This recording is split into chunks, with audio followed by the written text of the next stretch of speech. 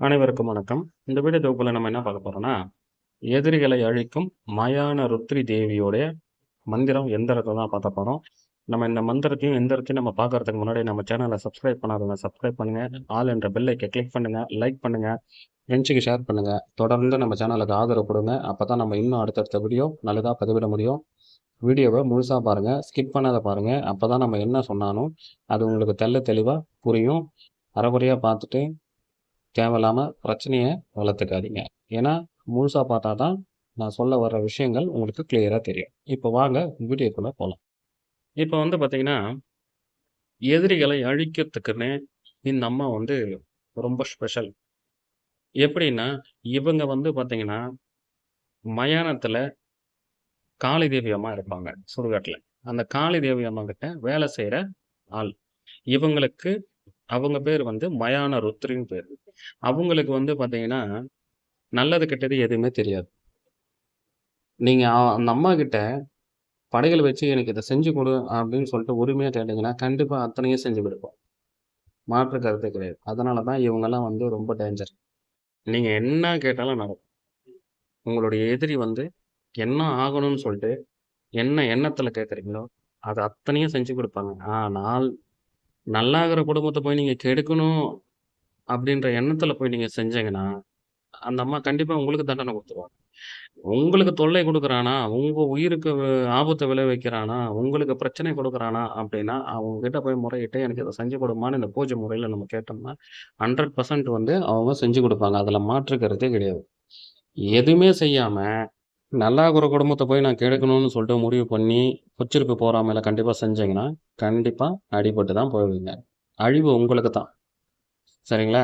இப்ப ஸ்க்ரீன்ல தெரியுது பாருங்க. இதுதாங்க சக்கரம். அந்த அம்மாவனுடைய சக்கரம். எளிமையா தான் இருக்கும். ஏன்னா நம்ம குடுக்குறது எல்லாமே எளிமையானதா இருக்கும். இந்த சக்கரத்த நீங்க முதல்ல ஒரு ஈயத்தகட்டுல வரைஞ்சுக்கணும். ஈயத்தகட்டுல வரைஞ்சுக்கிட்டு, அதுக்கு என்ன பண்ணணும்னா, சுத்தி முறைகள் இருக்கு. அந்த சுத்தி முறைகள் மஞ்சள், பன்னீரு, இளநீரு, இல்ல தேனு, இந்த சீக்கா இந்த மாரி ஏதாச்சும் போட்டு அத அபிஷேகம் பண்ணி ஏதாச்சும் ஒரு 3 பொருள எடுத்தா போதும்.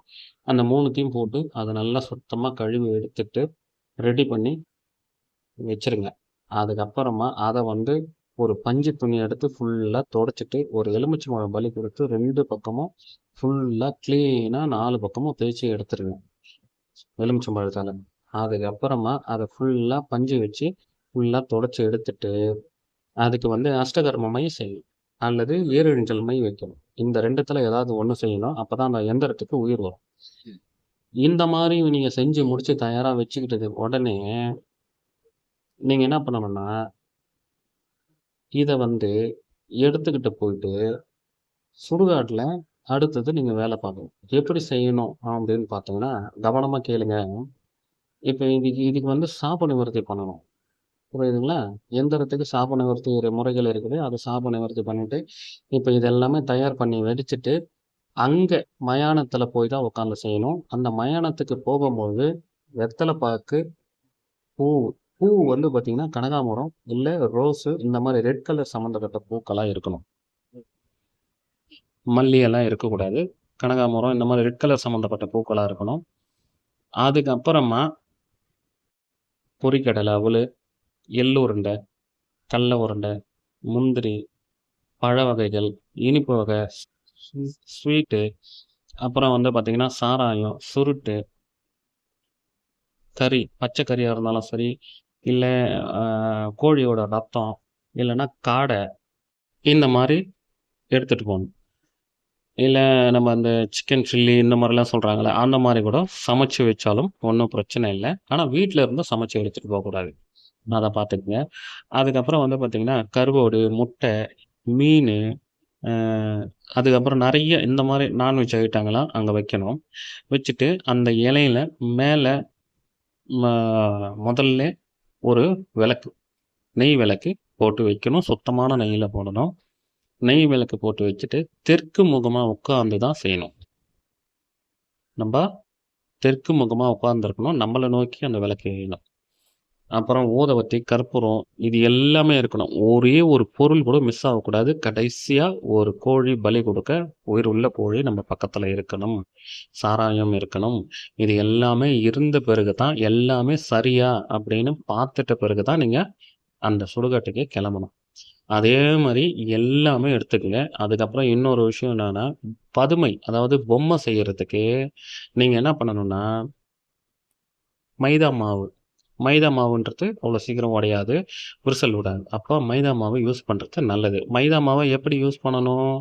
சாதாரண தண்ணி ஊற்றியெல்லாம் யூஸ் பண்ணக்கூடாது. அதை வந்து பன்னீர் பாட்டிலில் ஊற்றி பன்னீர் பாட்டில் அந்த பன்னீர் அளவை பிசையணும். பிசைஞ்சு பொம்மை உருவத்தை கொண்டு வரணும். கொண்டு வந்து அதுக்கு கண்ணு, மூக்கு, காது, கை விரல்கள் இதெல்லாம் செய்யணும். செஞ்ச பிறகு எதிரியோட காலடி மண் இருந்தால் காலடி மண்ணை வைக்க தடவணும். முடிகள் இருந்தால் முடி வைக்கணும். அவங்க சம்மந்தப்பட்ட யூஸ் பண்ண பொருள் இருந்ததுன்னா அந்த துணியை அந்த பொம்மை மேலே வச்சு கொஞ்சம் லைட்டாக சாராயம் ஊற்றி விடணும். அது மேலே ஊற்றி விட்டுட்டு நீங்கள் எல்லாம் ரத்தம் இருந்துச்சுன்னா ரத்தத்தை போடணும். கருவாடு இருந்தால் கருவாடு போட்டு வைக்கணும். அப்போ இந்த மாதிரியான விஷயங்கள்லாம் செஞ்சு இந்த பொம்மையை நீங்கள் எழுதுனீங்களா அந்த சக்கரம், அந்த சக்கரத்தில் என்ன இருக்குது என்னவா ஆகணும்னு நீங்கள் நினைக்கிறீங்களோ அதை வந்து அந்த எந்திரத்தில் எழுதி இந்த பொம்மையை அவனுடைய ஃபோட்டோ இருந்தால் முகத்தில் வச்சு அதுக்கு அந்த பொம்மையை அந்த எந்திரத்து மேலே வச்சு மந்திரங்களை உருவ கொடுக்கணும். சரிங்களா? கரெக்டாக 108 உரு கரெக்டாக 108 உரு கொடுத்துட்டு அந்த பொம்மையை எரிக்கணும். அந்த தகடோடு எரிக்கணும். மந்திரம் வந்து இது தாங்க. மந்திரத்தை நல்லபடியாக மனப்பாடம் பண்ணுங்க. சின்ன லைன் தான், ஈஸியாக இருக்கும். அந்த சத்ருக்களை அப்படின்னு வரும்போது அதுக்கு முன்னாடி என்னன்னு வருது பாருங்க, அந்த இடத்துல அவங்களுடைய பேர் போடுங்க. ஆணாக இருந்தாலும் சரி, பெண்ணாக இருந்தாலும் சரி, அந்த பேர் போட்டுக்கிங்க.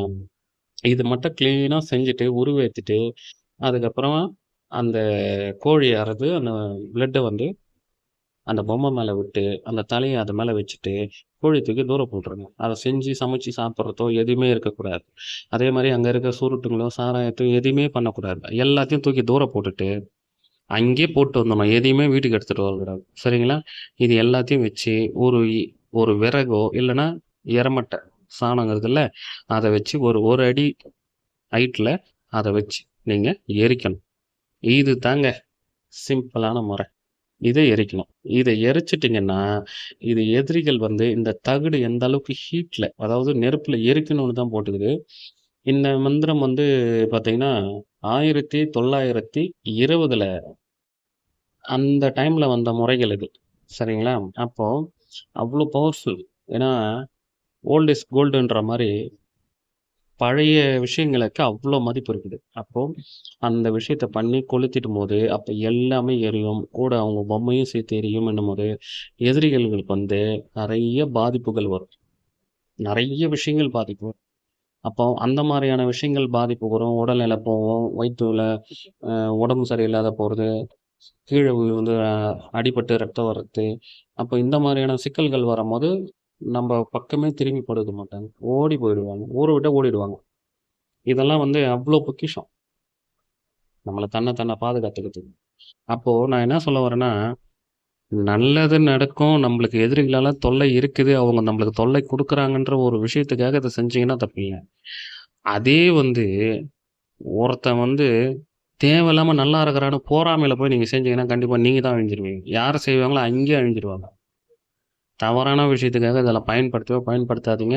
நன்மைகளுக்கு மட்டும்தான் இந்த மாதிரி ஒரு முறை இருக்குதுன்னு நீங்கள் தெரிஞ்சுக்கணும். இதுக்காக தான் இந்த வீடியோ பதிவிடுறேன்.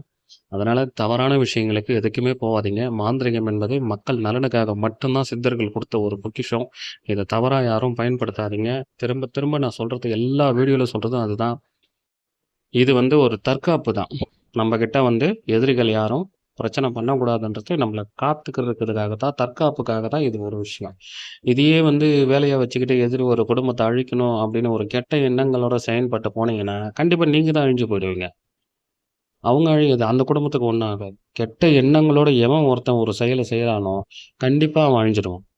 அதனால் நல்ல எண்ணங்களை மனசில் வைங்க. நல்ல விஷயங்களை நம்ம குழந்தைங்களுக்கு சொல்லிக் கொடுங்க. நல்லதே நடக்கும். அது மட்டும் இல்லைங்க, இந்த மாந்திரிகம் அப்படின்றது நம்ம சித்தர்கள் எந்த அளவுக்கு இன்னும் நிறைய கடலை விட இன்னும் பெருசாக இருக்குது மாந்திரிகத்தில். அப்போது ஒவ்வொரு விஷயமா நான் உங்ககிட்ட பகிர்ந்துக்கணும்னு ஆசைப்பட்றேன். தொடர்ந்து நம்ம சேனலுக்கு ஆதரவு கொடுங்க.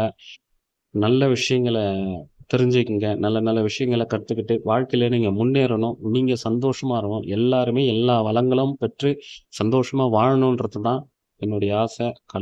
கடவுளுடைய அனுக்கிரகமும் எல்லாருக்குமே கிடைக்கணுன்றது தான் என்னுடைய ஆசையும் கூட.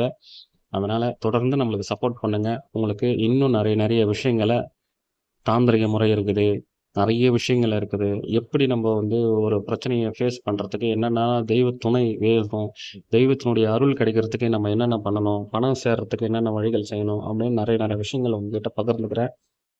இந்த வீடியோ உங்களுக்கு பிடிச்சிருந்ததுன்னா, ஷே லைக் பண்ணுங்க, ஃப்ரெண்ட்ஸுக்கு ஷேர் பண்ணுங்க. தொடர்ந்து பாருங்க, ஸ்கிப் பண்ணாத பாருங்க. அடுத்த வீடியோல சந்திப்போம். நன்றி, வணக்கம்.